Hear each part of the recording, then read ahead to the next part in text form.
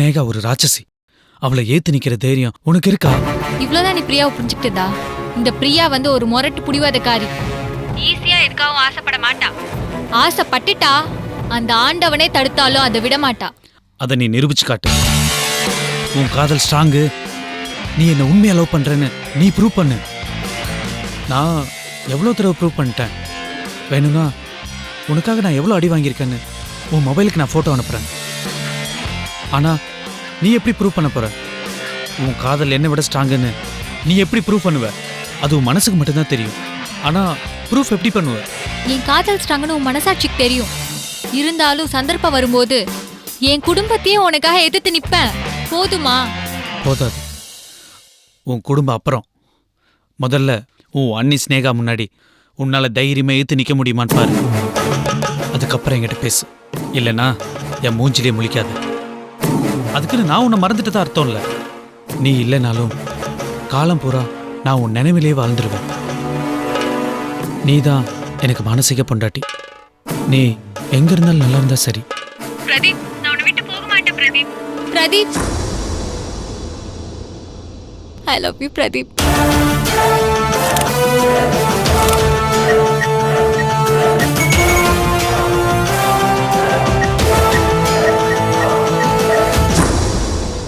ஐயோ, இவ்வளோ அடிபட்டிருக்காரு. இப்படி போட்டு உதச்சிருக்காங்களே. என்னை மன்னிச்சிட்டு பிரதீப். என்னால தானே உனக்கு இந்த நிலைமை. நான் அந்த ஸ்னேகாவை உண்டு இல்லைன்னு பண்றேன். ஐயா, இந்த ஆஸ்பத்திரியில உங்ககிட்ட ட்ரீட்மெண்ட் எடுத்துக்கலான்னா மருத்துவ செலவு எங்க சக்தியை மீறி இருக்குது. ஓரளவுக்கு சமாளிக்கலாம். கடனை உடனே வாங்கி கூட முடிஞ்ச வரைக்கும் கொடுக்கலாம். மற்ற ஆஸ்பத்திரியை விட ரொம்ப அதிகமா இருந்தா நாங்களாம் எப்படிங்கய்யா பிழைக்கிறது? செத்துதான் போனோங்கய்யா. அழாதீங்கம்மா. நானும் இங்க அதிகமா தான் சார்ஜ் பண்றாங்கன்னு கேள்விப்பட்டேன். நாங்க வெளியூர்ல இருந்து ட்ரீட்மெண்ட் பண்ணிக்கிறதுக்காக வந்தோம். 4 நாள் தங்குனா மற்ற செலவோட சேர்த்து 2 லட்சம் ஆகுது. வெளியில அந்த அம்மாவுக்கு சமூக சேவைக்குன்னு பட்டம் வேற. ஆனா உள்ள வந்தா சரியான வியாபாரியா இருக்காங்க. மக்களுக்கு சேவை செய்ய வந்தா கொஞ்சமாவது மனிதாபிமானம் இருக்கணும்ல. காசுன்னு அலைஞ்சா நாங்கெல்லாம் செத்துதாங்க போகணும். ப்ளீஸ் உணர்ச்சி வசப்படாதீங்க. என்னால முடிஞ்ச எல்லா உதவிகளையும் உங்களுக்காக நான் செய்யறேன். டாக்டர் சொல்லுங்க சார். இந்த ஹாஸ்பிட்டல்ல பண்ற ட்ரீட்மெண்ட்ஸ்க்கெல்லாம் ஒரு சார்ஜ்னு ஃபிக்ஸ் பண்ணிருப்பீங்கல்ல, அதோட லிஸ்ட் கேட்டிருந்தேனே, அதை ஏன் கொடுக்க மாட்டேன்றீங்க?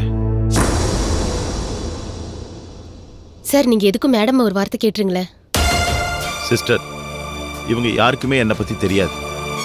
ஆனா நான் யாரு, இந்த ஹாஸ்பிட்டல் யாருது, இதெல்லாம் உங்களுக்கு தெரியுமா தெரியாதா? தெரியும் சார். 22 வருஷமா இங்க வேலை பார்க்குறீங்க. என்ன சர்வீஸ் செஞ்சிருக்கீங்க இந்த ஹாஸ்பிட்டலுக்கு? முதலாளிக்கு விசுவாசமா இருந்ததெல்லாம் போதும். நோயாளிக்கும் கொஞ்சம் விசுவாசமா இருக்க பழகிக்குங்க. நீங்கெல்லாம் எப்பவோ ப்ரமோஷன்ல பெரிய பதவிக்கு வந்திருக்கணும். 22 வருஷத்துக்கு முன்னாடி எப்படி இருந்தீங்களோ அப்படியே இப்போ இருக்கீங்க. அப்படின்னா என்ன அர்த்தம்? உங்க மனசுல தூய்மையும் உங்க புத்தியில சேவை மனப்பான்மையும் இல்ல. அதனால தான் இப்படியே இருக்கீங்க. என்ன சொல்றீங்க டாக்டர்? அதெல்லாம் இருந்திருந்தா நீங்களும் திருந்திருப்பீங்க, உங்க டாக்டர் அம்மாவையும் திருத்திருப்பீங்க.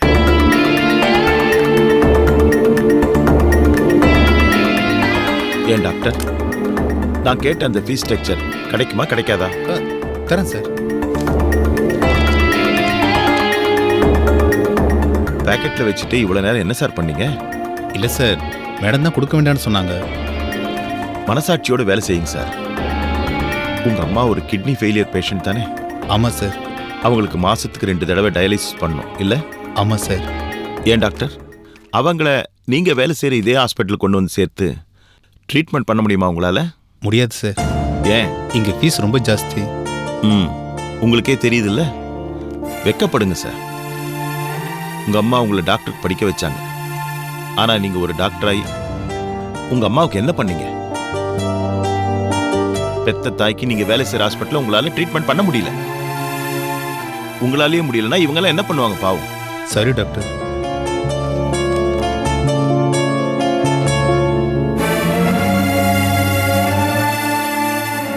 என்ன டாக்டர் இது? ஒவ்வொரு ட்ரீட்மெண்ட்டுக்கும் இவ்வளோ சார்ஜ் பண்றீங்களா? Gall bladder surgery government hospital free doctor. அதுக்கு இவ்வளோ ரேட் போட்டிருக்கீங்க? இங்க பாருங்க, எல்லா ஃபீஸுமே அதிகமா தான் இருக்கு. பல வருஷமா இந்த கொடுமை தான் சார் நடக்குது. இல்லாத வியாதியா இருக்கிற மாதிரி சொல்றது, தேவையில்லாம எக்ஸ்ரே, இசிஜி, ஸ்கேனுன்னு இப்படிலாம் எடுத்து காசு பிடுங்கிறது, இதெல்லாம் இங்க ரொம்ப சகஜம் சார். சார் ஒரு தடவை கூட ஃபீஸ் கட்டாம வெளியே அனுப்ப மாட்டாங்க சார். செத்தா கூட அனுப்ப மாட்டாங்க. பணத்தை வச்சுட்டு பேரம் பேசுவாங்க சார். நீங்க சொல்றதெல்லாம் எனக்கு புரியுது. வெளியில இருக்கிற மற்ற பிரைவேட் ஹாஸ்பிட்டலை விட இங்க ஃபீஸ் அதிகமா தான் இருக்கு.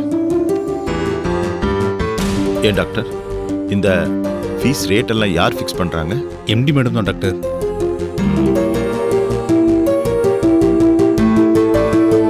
இதை பாருங்க, எந்தெந்த ட்ரீட்மெண்ட்டுக்கு எவ்வளோ ஃபீஸ் வாங்கணும்னு நான் டிசைட் பண்றேன். Okay doctor. ஹாஸ்பிட்டலுக்கும் பாதிப்பு இல்லாம, பேஷண்ட்ஸ்க்கும் பாதிப்பு இல்லாம நான் பண்றேன். ரொம்ப ரொம்ப நன்றி நன்றிங்க ஐயா. ஐயா. வாங்க. டாக்டர் நான் என்ன சொல்றேன்னா, இங்க பாருங்க, நீங்க எதுவுமே சொல்ல வேண்டாம். இங்க நடக்கிற அக்கிரமங்கள் ஏற்கனவே என் காதுக்கு வந்துடுச்சு. இந்த ஹாஸ்பிட்டலை நான் ஆரம்பிச்சப்போ பணம் சம்பாதிக்கணும்னு ஆரம்பிக்கல சார். ஏழைங்களுக்கும் மிடில் கிளாஸ் ஜனங்களுக்கும் சேவை செய்யணுங்கிறதுக்காக தான் நான் ஆரம்பிச்சேன். தான் சொந்த சுகத்துக்காக முத்துலட்சுமி இந்த ஆஸ்பத்திரியை காசு பார்க்குற மிஷினா மாத்திட்டா. ஏன் டாக்டர், இதுக்காகவா நான் இந்த ஹாஸ்பிட்டலை கட்டினேன்? நோயாளிங்க மனசுக்குள்ளிருந்து வாழ்த்தணும்னு நினைச்சு கட்டினேன். வயிறெறிஞ்சி சாபம் விடுவாங்கன்னு நினைச்சு கட்டல. ஃபீஸ் ஸ்ட்ரக்சரை நான் ரெடி பண்றேன். அதை முத்துலட்சுமி கிட்ட கொடுப்போம். அவங்க கிட்ட சைன் வாங்கிட்டு வர்ற 1ஆம் தேதியிலேருந்து அந்த ஃபீஸ் ஸ்ட்ரக்சரையே நாம ஃபாலோ பண்ணுவோம். சரிங்க டாக்டர். மற்றதெல்லாம் அப்புறம் பார்ப்போம். நீங்க கிளம்புங்க. Okay doctor.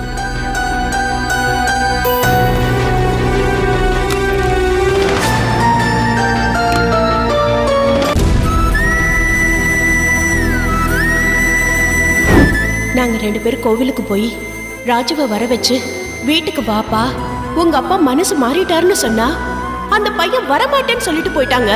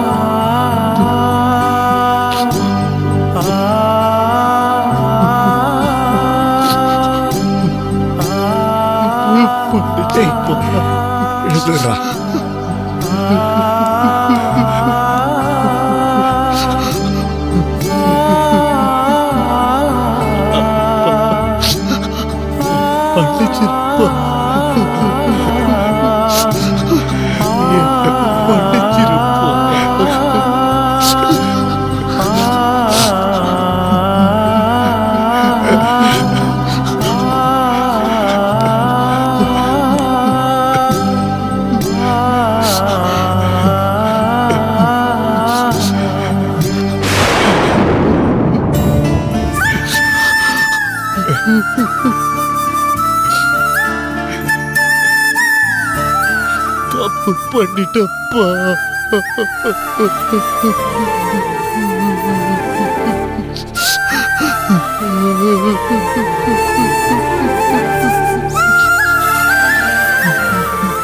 அழாதடா.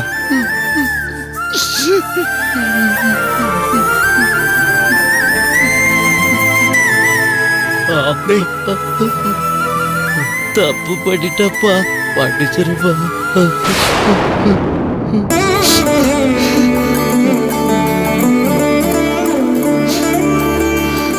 எல்லாருக்கும் கங்க்ராட்ஸ். எப்படியோ பிரிஞ்ச எல்லாரும் ஒண்ணு சேர்ந்துட்டோம். நிஜமாவே இது ரொம்ப பெரிய விஷயம். அதுக்கு காரணமே நீ தான் நினைச்சிட்டியா? என்னடா ஆச்சு உனக்கு? உங்க அம்மாவும் உமாவும் கோயில்ல வந்து கூப்பிட்டப்ப இந்த வீட்டுக்கே வரமாட்டேன்னு சொல்லிட்டியா? நானா?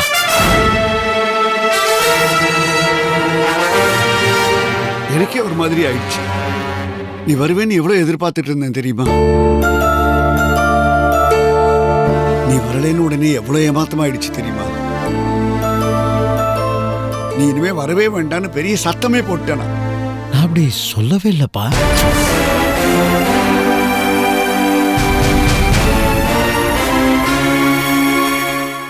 என்னடா சொல்ற? இல்லப்பா, 5 வருஷம் கழிச்சு நீங்க என்ன மன்னிச்சு ஏத்துக்கிட்டீங்க. அது எவ்வளவு பெரிய விஷயம். உங்க வாயில இருந்து இந்த வார்த்தையை வர வைக்க அந்த சாமி எப்ப வரம் கொடுக்கும்னு 5 வருஷமா தவம் பண்ணிட்டு இருந்தப்பா.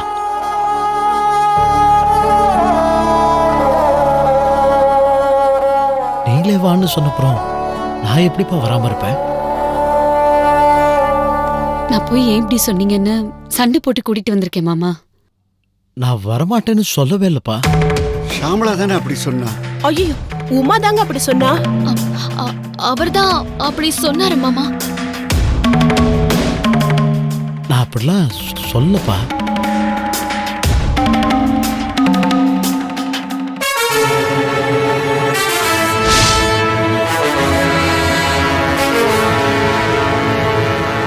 சரி விடுங்க. ஒன்னு சேர்ந்து அடுத்த நிமிஷமே எதுக்கு சண்டையை ஆரம்பிக்கணும்? உமா, நீ ஏன் அப்படி சொன்ன? அவன் மேல எதுக்கிட்டி பாயிர? சின்ன பசங்க கோபத்தில் ஏதாவது சொல்லுவாங்க, வார்த்தையை பரட்டி பரட்டி பேசுவாங்க. உனக்கு எங்கடி போச்சு அறிவு? நம்ம பிள்ளை இப்படிலாம் சொல்லியிருக்க மாட்டான்னு உனக்கு தோண வேண்டாம்? ஏ, நான் அப்படி சொன்னா உங்களுக்கு எங்க போச்சு புத்தி? நீங்களும் தானே உடனே அவனை துரோகி துரோகின்னு திட்டினீங்க. அது விடுங்கப்பா, நான் அப்படிலாம் சொல்லப்பா.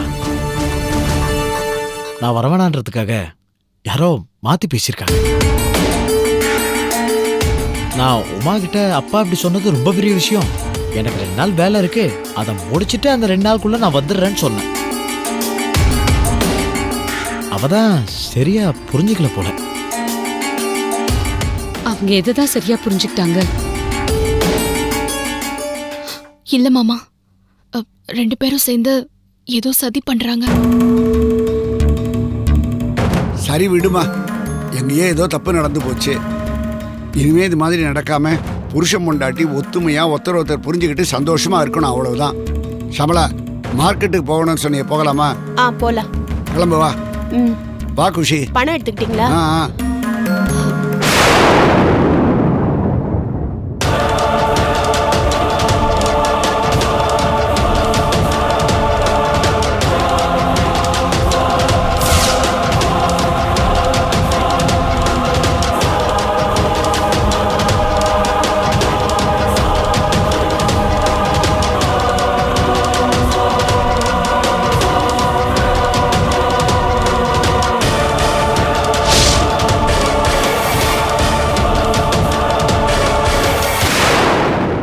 வரமாட்டேன்னு சொன்னேன், ஆனா வந்தேன்.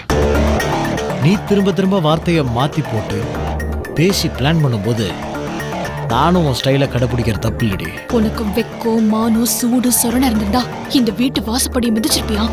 வெக்கம் மானத்தை பத்தில நீ பேசுறிய? இந்த வீட்டு உற்பத்தி நிட்டு இந்த குடும்பத்துக்கே துரோகம் பண்றியே. உனக்கு அந்த வெக்கம் மானம் சூடு சொரண ரோசம்லாம் இல்லைல்ல? உன் பாஷை இங்க யாருக்கும் புரியாது, உன் பிளானை யாருக்கும் தெரியாது. ஆனா எனக்கு மட்டும்தான் உன் பாஷை, உன் பார்வை, உன் புத்தி, உன் சிந்தனை, உன் செயலு எல்லாத்துபடி. நீயும் உங்க அப்பனும் போடுற இந்த டிராமாவை என் குடும்பம் வேணா நம்பும், ஆனா நான் நம்ப மாட்டேன். அவரை துரத்துற மாதிரி துரத்திட்டு 2 நாளைக்கு ஒரு தடவை போய் பார்த்துட்டு வரிய, அது எனக்கு தெரியாதுன்னு நினைக்கிறியா? உன் கொட்டத்தை மொத்தமா அடக்க தண்டி நான் வந்திருக்கேன். இனிமே நீ நெகத்தை நீட்டினா நான் விரல வெட்டுவேன். இந்த குடும்பத்தை பிரிக்க நினைச்சா உன்னை துண்டு துண்டாக்குவேன். நல்ல மருமகளா மாறு, இல்லைன்னா நான் உன்னை மாத்தி காட்டுவேன். ஒழுங்கு மரியாதையா குடும்பத்துக்கு மூத்த மருமகளை நடத்துக்க, புரியுதா? இந்த குட்டி சத்தம் வேலைக்கெல்லாம் குட் பை சொல்லு, இல்லைன்னா தாலி கட்டின இதே கையால உன்னை தீத்து கட்டுவோம். ராஜீவ் தயங்க மாட்டான்.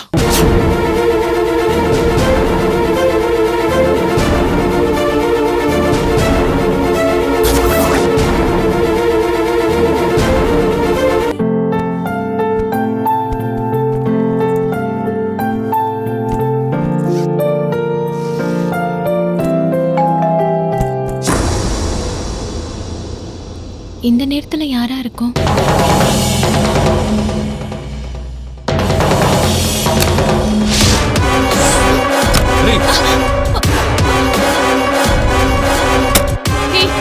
ஏண்டா இங்க வந்த? அவர் ஊருக்கு போயிருக்காரு. தகவலுக்கு நன்றி. சும்மா இருந்தேன் தகவல் சொல்றதுக்கு தானே உன் புருஷனோட வீட்டுக்கு வந்தேன். என் புருஷன் ஊருக்கு போறான், நான் தனியா ஃப்ரீயா இருப்பேன். நான் உனக்காக தேவடு காத்துன்னு இருப்பேன். நீ எப்போ வேணுமா வீட்டுக்கு வான்னு சொல்லாம சொல்லிட்டு எனக்கு ஆசை காட்டிட்டு இப்போ வந்ததும் கதவை திறக்க பிடிக்காத மாதிரி நடிக்கிறியே. உன் பொறுக்கி புத்திக்கெல்லாம் நான் பதில் சொல்ல முடியாது. நீ நினைக்கிற அர்த்தத்துக்கெல்லாம் நான் பொறுப்பு கிடையாது. ஓ, அப்போ உனக்கு நான் வேணாமா? ஏய், மரியாதையா போயிடு, இல்லனா நடக்கிறதே வேற. போட வெளியே. என்னடி வாடா போடான்னு கூப்பிடுற? அப்படி கூப்பிட்டா உடனே நான் பயந்துருவேனா? இல்ல கோவம் தான் வந்துருமா? இத பாரு, நீ வாடா போடான்னு கூப்பிடதான் எனக்கு ஆசை அதிகமாகுது. உன் மேல எனக்கு ஆசை தூண்டுதுமா. டேய் கதிர், வேண்டாம், தயவு செஞ்சு வெளியில போயிடு. நான் எங்க அப்பா வீட்டுக்கு போறேன். நீ உங்க அப்பா வீட்டுக்கு தானே போகணும். சரி வா, நானே கதவு திறந்து விட்டுறேன். இந்த சின்ன பசங்க அழுதுகிட்டு நான் அம்மாவை பார்க்கணும்ன்ற மாதிரி, வா நானே கதவு திறறேன். வா போ. நீ உங்க அம்மா வீட்டுக்கு போ, நான் வேணான்னு சொல்லல. ஆனா அதுக்கு முன்னாடி என்ன கொஞ்சம் சந்தோஷப்படுத்திட்டு போ. டேய் வேண்டாம், வேண்டாம் சொல்லிட்டேன், கிட்ட வராத. ரொம்ப நாளா நானும் உன்கிட்ட கேட்டுக்கிட்டு இருக்கேன். வேண்டாம் கதிர். ஆனா நீ ஒத்துக்க மாட்டேன்றியே. வேண்டாம் கதிர், போயிடு சொல்லிட்டேன். சொல்றல்ல ஒரே ஒரு தடவை. வேண்டாம், கிட்ட வராத. வேண்டாம், கிட்ட வராத. ஏய்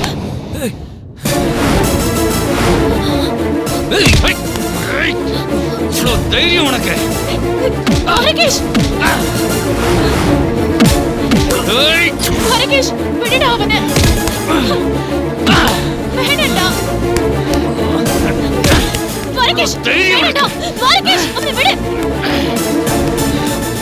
ஹரிகேஷ், ஏய் விடு, சாவுடா, விடு. மானகட்ட ஜென்மம்டா நீ.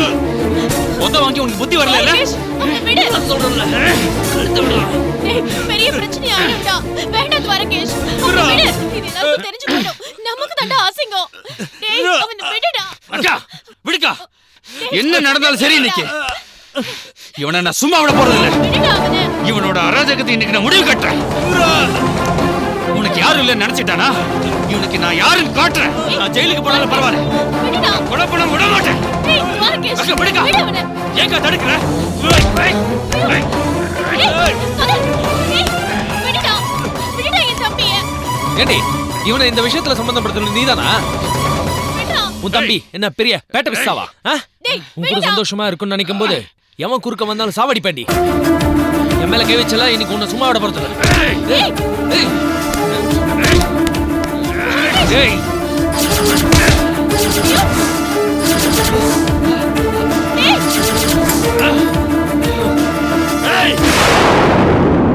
துவரகேஷ் சொன்ன கேளு, ஒன்றும் பண்ணிடாத. வேணாம் துவரகேஷ், சொன்ன கேளு துவரகேஷ். வேணாம் அக்கா, விடுக்கா. துவரகேஷ் வேணாம், கத்தி கீழே போடு. வேணாம் வேணாம் துவாரகேஷ், விட்டுடா. கத்தி கீழே போடுன்னு சொல்றேன்ல. வேணாம் வேணாம் தம்பி, நான் சும்மா விட மாட்டேக்கா. வேணாம் சொல்றேன்ல. துவரகேஷ் என்ன ஒன்றும் பண்ணிடாத. சொன்ன கேளு துவரகேஷ். துவாரகேஷ் கத்தி கீழே போடு, கத்தி கீழே போடு. வேணாம்டா, சொன்னா துவாரகேஷ். கேளுடா. துவாரகேஷ் வேணாம்டா, அவனுக்கு குழந்தை இருக்குடா, பொண்டாட்டி இருக்காடா, ஆர்த்தி விதவை ஆயிடுவாடா. டேய், அந்த குழந்தை வேற அனாதை ஆயிடும்டா. வேணாம்டா, விட்டுடுடா.